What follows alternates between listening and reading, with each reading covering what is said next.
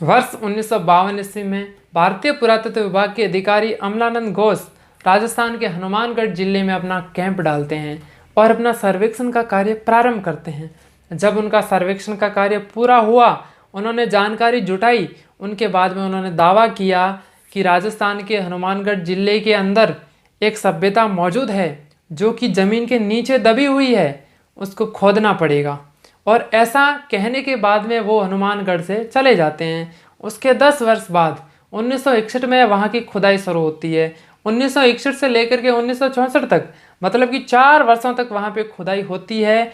और उन खुदाई के दौरान उन्हें आज से लगभग 6000 वर्ष पहले के मकान मिलते हैं। 6000 वर्ष पहले उन्हें बर्तन मिलते हैं जो तांबे के बने हैं, मिट्टी के बने हुए हैं। और वहाँ से उन्हें मृत लोगों के अवशेष मिलते हैं, मृत लोगों के कंकाल भी मिलते हैं। कालीबंगा सभ्यता स्थल से दोस्तों, इसका नाम कालीबंगा क्यों रखा गया? नाम तो और भी थे, लेकिन कालीबंगा इसलिए रखा गया क्योंकि वहाँ से जितनी ज़्यादा मात्रा में चूड़ियाँ मिली है, उनका रंग जो है वो काला है, इसलिए इसका नाम कालीबंगा रखा गया। दोस्तों, ये सभ्यता जो है घग्गर नदी के किनारे मिली है, क्योंकि पहले के ज़माने में लोग जो रहते थे ना, वो हमेशा ये ध्यान रखते थे कि अपने को नदियों के पास में रहना है, क्योंकि नदियों में पानी हमेशा रहता था पहले के समय में। तो पानी की आपूर्ति हो सके इसलिए वो नदियों के पास में ही नगर बसाते थे दोस्तों। क्योंकि आज के ज़माने में तो पानी हर कहीं मौजूद है, क्योंकि ट्यूबवेल कर देते हैं लोग, बोरवेल है, पानी की टंकी है, नहर है, इसलिए हर जगह पर लोग रहते हैं। लेकिन पहले के ज़माने में ऐसा नहीं था, लोग वहीं पर रहते थे जहाँ पर पानी होता था। क्योंकि जहाँ पर पानी होगा, जहाँ पर नदियाँ होगी, उसके आसपास में जंगल होंगे, तो जंगल में उनके खाने के लिए कंदमूल होंगे। वहाँ पे जो भी है फल फ्रूट है, दूसरे और भी चीज़ें, वो उनको खाने के लिए मिलेगी। तो इसलिए वो नदियों के पास में ही अपना सभ्यता विकसित करते थे दोस्तों। तो कालीबंगा सभ्यता जो है वो प्राचीन नदियाँ हैं दर्शवती और सरस्वती, उन नदियों के किनारे स्थित था। लेकिन वर्तमान में तो ये नदियाँ हैं नहीं, क्योंकि वर्तमान में सरस्वती नदी जो है विलुप्त हो चुकी है। ये दोनों नदियाँ वर्तमान में नहीं बहती है।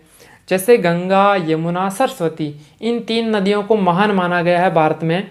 लेकिन गंगा और यमुना दोनों नदियाँ तो वर्तमान में भी मौजूद है, लेकिन सरस्वती नदी जो विलुप्त हो चुकी है, उसका कोई अस्तित्व नहीं है। तो उसी नदियों के किनारे ये सभ्यता विकसित हुई थी।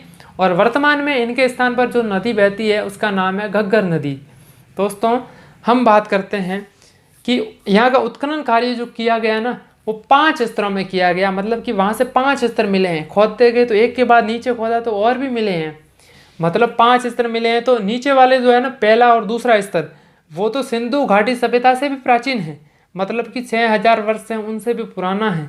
और जो ऊपर के तीसरा, चौथा और 5वां स्तर, 3 स्तर मिले हैं ना, वो सिंधु घाटी सभ्यता के समान है, मतलब कि 4000 वर्ष पुराने ऐसे स्थल मिले हैं।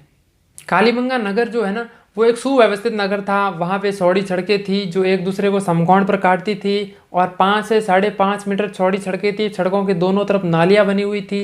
वहाँ पे घर भी जो थे ना, वो उनमें धूप में पकी हुई ईंटों का इस्तेमाल किया गया था। वहाँ पे जो कुएँ मिले हैं और जो नालियाँ मिली है, उनमें पक्की ईंटों का इस्तेमाल किया गया है। तो पक्की ईंटों का इस्तेमाल किया मतलब कि वो ईंटें पकाई गई है कहीं ना कहीं। भट्टों के अंदर ईंट पकाने के भट्टे होते हैं, वहाँ पे ईंटें पकाई जाती है। लेकिन कालीबंगा से ईंटों को पकाने का कोई भी भट्टा नहीं मिला है, अवशेष उसका नहीं मिला है। ये भी एक रहस्य है कि भाई वो ईंटें आई कहाँ से फिर, अगर पकाने का कोई साधन ही नहीं। लेकिन हो सकता है कि वो दूसरे जो बाहर के गांव हैं, दूसरे राज्य हैं, वहाँ से भी ईंटें ला सकते थे, ऐसा भी हो सकता है। और दोस्तों, वहाँ पे जो घर है उनके नीचे फर्श है वो चिकनी मिट्टी से बने हुए हैं, और ऊपर की जो छत है वो कलेवू से बनी हुई है।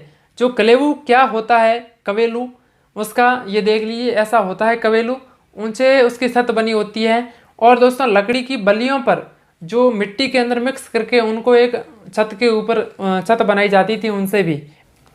और कालीबंगा से मिट्टी से बने हुए जो बर्तन मिले हैं, जो कि काफ़ी पतले हैं और हल्के भी है दोस्तों, वो इतने सुंदर नहीं दिखाई देते। आज के ज़माने में तो बर्तन जो होते हैं, घड़े, बहुत सुंदर सुंदर डिजाइन वाले होते हैं, लेकिन पहले के समय में वो ऐसा डिजाइन नहीं था, तो वो इतने भद्दे से दिखते हैं, इतने सुंदर नहीं है दोस्तों।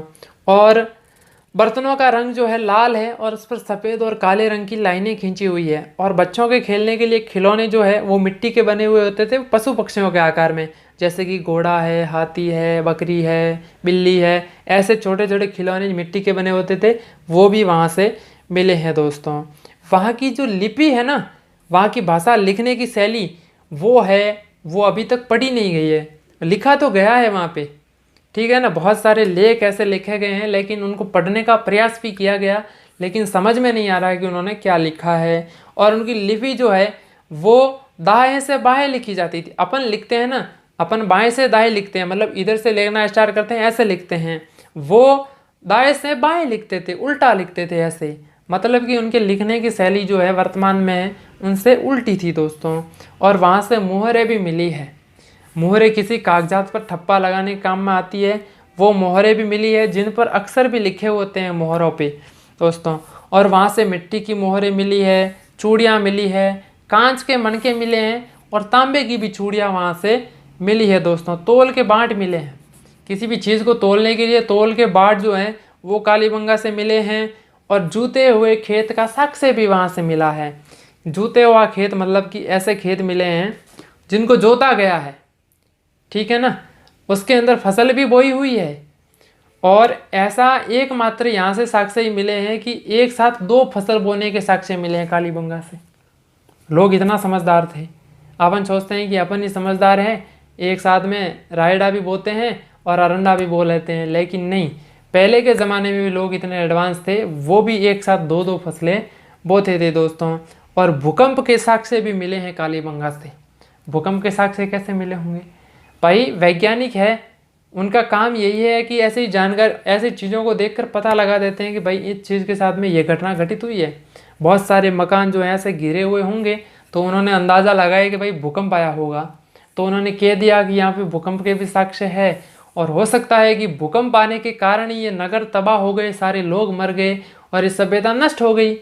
क्योंकि आज से 6000 वर्ष पहले अगर लोग इतने समझदार थे, ऐसी सभ्यता थी, पक्की ईंटों की नालियाँ बनी हुई थी, सड़कें बनी हुई थी, अगर वो पीढ़ियाँ आज दिन तक चलती रहती, वो लोग आज दिन तक अगर होते, तो आज कितना इन गाँवों का विकास होता अपन विचार भी नहीं कर सकते हैं। लेकिन कहीं ना कहीं वो सभ्यता नष्ट हो गई, वो लोग सारे मारे गए। यहाँ तो कोई बाहरी आक्रमण हुआ होगा, उस बाहरी आक्रमण में उन आक्रमणकारियों ने इन लोगों को मार डाला, इनके घर तोड़ दिए, जो भी है सारा तहस नहस कर दिया। दूसरा कह सकते हैं कि यहाँ तो कोई नदी आई होगी या कोई बाढ़ आई होगी, उसमें भी ये सभ्यता असल नष्ट हो सकते हैं। तीसरा कहते हैं कि भूकंप आया होगा। और चौथा कहते हैं कि भाई महामारी होगी, कोई महामारी, जैसे कि अभी कोरोना महामारी आई थी, उसमें भी लोग मर रहे थे। ऐसी उस ज़माने में कोई महामारी बीमारी आई होगी जिसमें सारे लोग मर गए और ये सभ्यता जो है नष्ट हो गई। तो दोस्तों वीडियो कैसा लगा? अच्छा लगा हो तो चैनल को सब्सक्राइब जरूर करें। धन्यवाद।